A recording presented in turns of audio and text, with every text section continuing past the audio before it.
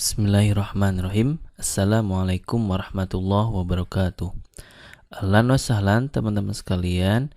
Insyaallah kita akan melanjutkan pembahasan tentang kitab Tuhfatul Atfal, dan yang akan kita bahas pada kesempatan kali ini adalah bait yang ke-14 sampai 16, yakni membahas tentang hukum nun sukun atau tanwin yang keempat, yaitu ikhfa hakiki. Kita baca baitnya serta terjemahnya terlebih dahulu.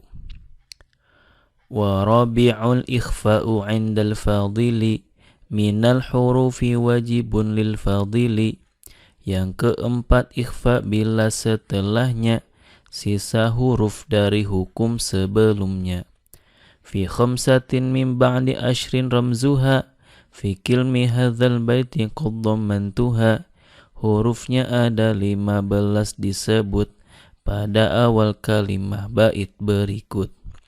Sib dha sana kam jada syakhsun qad sama dum tayyiban zid fi tuqan dhalima. Yaitu sod dzal tha kap jim shin qaf sindal to zaifa ta dho. Mari kita hafal.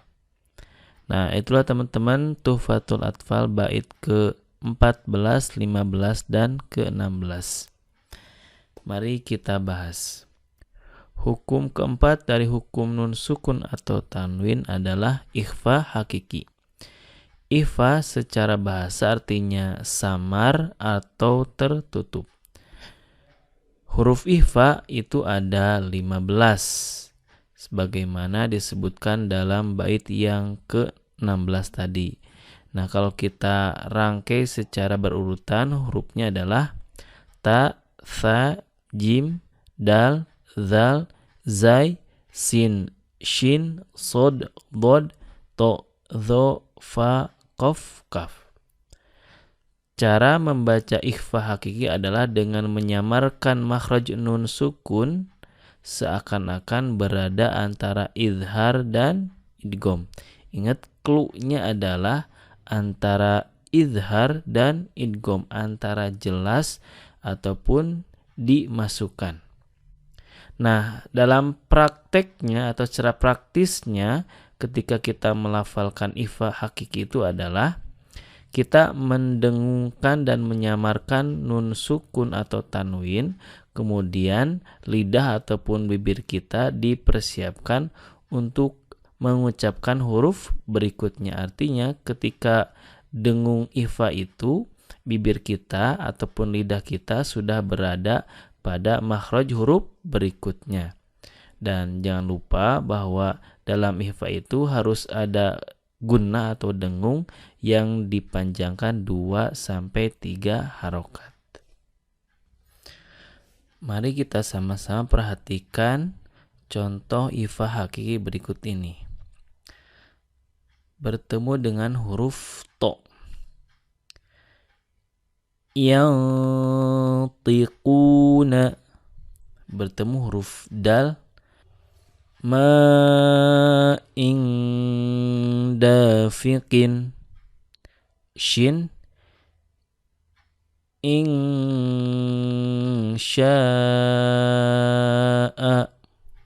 Fa. Umyun fahum. Jim. Fasabrun jamilun. Sad. Yansurukum. Qaf. Fa'in qatalukum. Kaf. Angkana. Nah, perlu teman-teman fahami bahwa mendengungkan nun sukun atau tanwin dalam ikhfa itu tidaklah dipukul rata semuanya, melainkan tergantung huruf berikutnya. Maka kita akan dapati perbedaan ketika bertemu dengan huruf yang satu dengan huruf yang lainnya. Sebagai contoh, yang tadi yang huruf to gitu ya, itu bunyinya seperti ini. Yang tiquna, tidak yang ti gitu ya, melainkan ada karena lidah kita itu disiapkan untuk huruf to, engnya itu gak begitu eng banget lah gitu. Beda halnya kalau bertemu dengan kaf. Contohnya seperti ini. Angkana, itu engnya benar-benar kerasa begitu. Nah, catatan dalam melafalkan ifa itu ada tebal ataupun tipisnya.